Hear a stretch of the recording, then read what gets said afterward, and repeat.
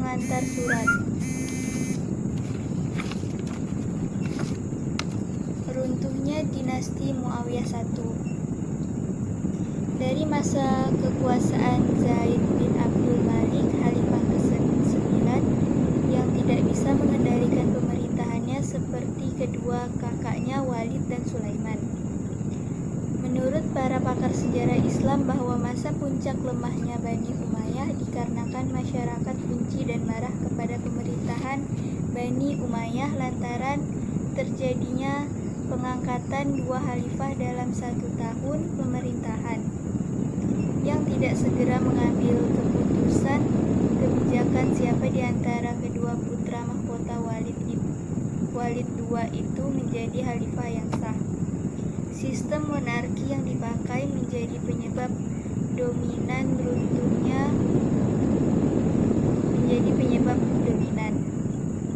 runtuhnya tahun 132 Hijriah atau 670 Masehi. Berdirinya Daulah Umayyah II. Islam masuk di Andalusia pada abad ke-2 sampai ke-5 Masehi. Jatuhnya wilayah Andalusia ke tangan pemerintahan Daulah Umayyah diperkirakan terdapat 6 gubernur yang bertugas mewakili pemerintahan Umayyah di Damaskus, yaitu 1.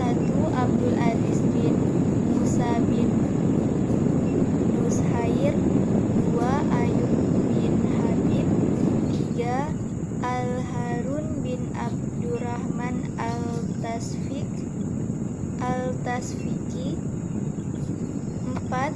Saman bin Malik Al-Saulani,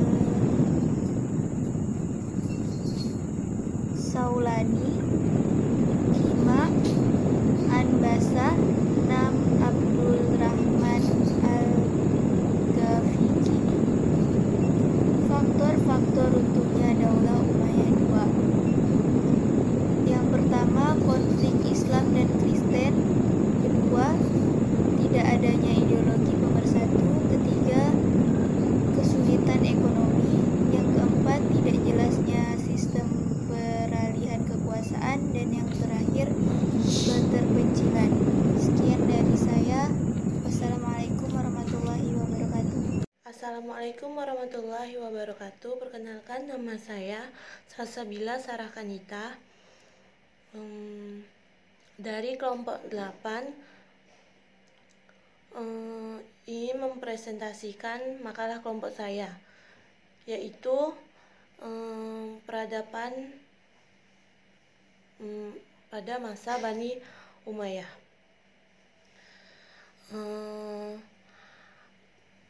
Saya mendapatkan materi yaitu bagian C, berdirinya Daulah Umayyah II. Berkuasa tahun 756 sampai 1031 Masehi di Spanyol, Andalusia, dan Cordoba. Didirikan oleh Abdurrahman ibnu Marwan. Sebelumnya, Spanyol sudah ditaklukkan oleh 3 pahlawan Islam, yaitu Taufik bin Malik, Tariq bin Ziyad, dan Musa bin Nusair. Spanyol dan kota-kota penting lainnya jatuh ke tangan umat Islam. Sejak saat itu, secara politik, Spanyol berada di bawah kekuasaan Khalifah Bani Umayyah. Abdurrahman ibnu Marwan menginjakkan kakinya di Andalusia setelah lolos dari upaya pembunuhan atas dirinya ketika ketika terjadi revolusi Abbasiyah sekitar tahun 750 Masehi. Kemudian ia dijuluki Al-Dakhli karena ia merupakan pangeran Bani Umayyah pertama yang memasuki wilayah itu. Ia menyingkirkan Yusuf ibnu Abdul al-Rahman al-Fihri, gubernur Andalusia, yang tunduk di bawah kekuasaan Abbasiyah pada tahun 750 Masehi. Setelah itu, ia mengalahkan Raja Roderick dan Ratu Julian. Dan Al-Dahlil berhasil meletakkan sandi besar yang kokoh bagi tegaknya Daulah Bani Umayyah II di Andalusia selama 32 tahun. Kemudian masa kekuasaannya ia mampu mengatasi berbagai ancaman dari dalam negeri maupun musuh dari luar. Karena ketangguhannya itu, ia dijuluki Raja Wali Quraisy. Kemudian Muawiyah bin Abu Sufyan telah memasukkan kembali semangat Asobiyah ke dalam sistem politik dan muslimin. Ketika ia mewarisi tampuk kekuasaan kepada putranya yang tidak kompeten untuk memimpin dan terus mewarisinya di antara para keturunannya. Dialah yang menyempurnakan transformasi dari Umayyah menjadi Bani Umayyah hingga menjelma menjadi dinasti Umayyah. Khalifah pertama dinasti Umayyah ini bernama Muawiyah bin Abu Sufyan bin Harb bin Umayyah. Nama dinasti ini diambil dari nama kakek buyutnya Muawiyah. Umayyah bin Abdul Asyam. Umayyah adalah putra dari Abdul Asyam bin Abdul Manaf, yang juga adalah ayah dari Hasim, kakek buyutnya Rasulullah SAW. Dengan kata lain, secara nasab sebenarnya masih terdapat pertalian kekeluargaan antara Bani Hasim dengan Bani Umayyah. Kemudian sama halnya dengan masyarakat Madinah yang pernah ditunjukkan oleh bangsa maupun masyarakat Makkah, juga demikian tidak ada satupun catatan sejarah bangsa ini bisa ditunjukkan apalagi dikooptasi oleh satu bangsa pun di dunia. Masyarakat Arab Makkah bukan masyarakat yang biasa ditunjukkan dengan cara demikian. Harga diri mereka yang begini tinggi tidak memungkinkan siapapun untuk menjinakkan klan-klan yang ada di tempat ini. Oleh sebab itu, hanya kebijaksanaan, keadilan, dan keberanianlah yang menjadi syarat utama kepemimpinan di antara mereka. Kemudian fase kemajuan. Fase kemajuan sejak mendirikan kota Makkah, Qusay secara bersamaan membangun Darun Nadwah, sebuah balai pertemuan yang menjadi tempat untuk membahas dan memecahkan semua urusan yang terjadi di antara klan di kota Mekah. Setiap suku akan bersikeras pada pandangannya sambil menyembahkan nama besar sukunya di tempat ini. Hanya saja orang-orang yang memiliki kebijaksanaan tinggi yang bisa menundukkan semua ego primordial tersebut dan mengkonvensinya menjadi sebuah solusi yang dapat diterima semua pihak. Kesalahan sedikit saja akan fatal akibatnya, seperti terjadinya perang saudara yang berlarut-larut. Ini sebabnya kualifikasi sosok perwaris Qusay bin Kilab tidak pernah turun standarnya, bahkan terus meningkat dari satu generasi ke generasi lain. Qusay dikaruniai oleh 4 orang putra, di antaranya Abdul Dar, Abdul Manaf, Abdul dan Abdul Uzza. Setelah Qusay bin Kilab tongkat kepemimpinannya di Mekah diwariskan kepada putra tertuanya Abdul Dar. Di masa pemerintahannya, kondisi masyarakat berlangsung aman dan damai, tidak ada masalah. Setelah Abdul Dar wafat, masalah pewaris tongkat kepemimpinan Makkah mulai mencuat. Terjadinya keributan antara anak-anak Abdul Dar dengan anak-anak Abdul Manaf. Adiknya pertikaian ini menyeret tetangga dan klien-klien sekitar untuk memihak itu satu sama lain.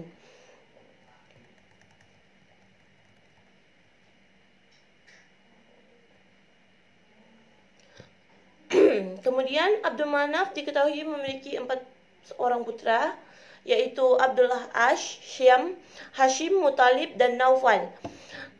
Awalnya Abdul Asyam yang dipercaya mewarisi tanggung jawab kepemimpinan, namun kemudian hak tersebut diberikan pada Hashim, adiknya, yang dikenal memiliki kebijaksanaan dan kedermawanan yang begitu tinggi. Di tengah masyarakat Hashim juga merupakan seorang pedagang sukses. Dialah yang mula-mula membuka jalur perdagangan ekspor impor masyarakat Mekah ke berbagai wilayah seperti Suriah dan Yaman. Di masa kepemimpinannya lah kesejahteraan masyarakat Makkah meningkat pesat. Sekian dari saya. Wassalamualaikum warahmatullahi wabarakatuh. Assalamualaikum warahmatullahi wabarakatuh. Kenalkan, nama saya Laila Julistianisi. Saya dari kelompok 8. Di sini saya akan menjelaskan tentang runtuhnya Daulah Bani Umayyah II. Yang pertama, konflik Islam dengan Kristen. Pada penguasa Muslim tidak melakukan Islamisasi secara sempurna. Mereka sudah merasa puas dengan menagih upeti-upeti dari kerajaan-kerajaan Kristen yang taklukannya dan membiarkan mereka mempertahankan hukum dan adat mereka, termasuk posisi hierarki tradisional, asal tidak ada perlawanan senjata. Namun demikian, kehadiran Arab Islam telah memperkuat rasa kebangsaan orang-orang Spanyol, Kristen. Hal ini menyebabkan kehidupan negara Islam di Spanyol tidak pernah berhenti dari pertentangan tentara Islam dan Kristen. Pada abad ke-11 Masehi, umat Kristen memperoleh kemajuan pesat, sementara umat Islam memperoleh kemunduran. Itulah penyebab dari faktor pertama, konflik Islam dengan Kristen. Yang kedua, tidak adanya ideologi pemersatu. Kalau di tempat-tempat lain, para mukallaf diperlakukan sebagai orang Islam yang sederajat di Spanyol, sebagaimana politik yang dijalankan Bani Umayyah di Damaskus. Orang-orang Arab tidak pernah menerima orang-orang pribumi. Setidaknya sampai abad 10 Masehi, Arab tidak pernah menerima orang pribumi. Mereka masih memberi istilah ibad dan muwaladun kepada para mukallaf, suatu ungkapan yang dinilai merendahkan. Akibatnya, kelompok-kelompok etnis Arab, non-Arab yang ada sering menggerogoti dan merusak perdamaian. Hal itu mendatangkan dampak besar terhadap sejarah sosioekonomi di negeri tersebut. Hal ini menunjukkan tidak adanya ideologi yang dapat memberi makna persatuan, di samping kurangnya figur yang dapat menjadi personifikasi ideologi itu. Yang ketiga, ada kesulitan ekonomi. Di paruh kedua masa Islam di Spanyol, para penguasa membangun kota dan mengembangkan ilmu pengetahuan dengan sangat serius, sehingga lalai membina perekonomian di negeri tersebut. Akibatnya, timbul kesulitan ekonomi yang amat memberatkan dan mempengaruhi kondisi politik dan militer di negara tersebut. Yang keempat, tidak jelasnya sistem peralihan kekuasaan. Hal ini menyebabkan perebutan kekuasaan di antara ahli waris. Bahkan karena inilah kekuasaan Bani Umayyah runtuh dan Muluk al-Tawif muncul. Granada yang merupakan pusat kekuasaan Islam terakhir di Spanyol jatuh ke tangan Ferdinand dan Isabel. Di antaranya juga disebabkan oleh permasalahan ini, yaitu tidak jelasnya sistem peralihan kekuasaan. Yang kelima, keterpencilan. Spanyol Islam bagaikan terpencil dari dunia Islam yang lain. Ia selalu berjuang sendirian tanpa mendapat bantuan kecuali dari Afrika Utara. Dengan demikian, tidak ada kekuatan alternatif yang mampu membendung kebangkitan Kristen di sana. Sekian dari kelompok kami, terima kasih. Wassalamualaikum warahmatullahi wabarakatuh.